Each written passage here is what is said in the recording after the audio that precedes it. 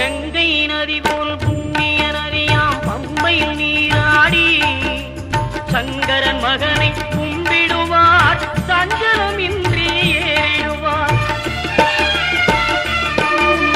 நீலிமலை ஏற்றம் சிவபாலனும் ஏற்றிடுவார். காலமெல்லாம் நமக்கே அருள்காவலனாயிருப்பார். தேகபலம் தா பாதபலம் தா தேகபலம் தா பாதபலம் தா தேகபலம் தா என்றார்.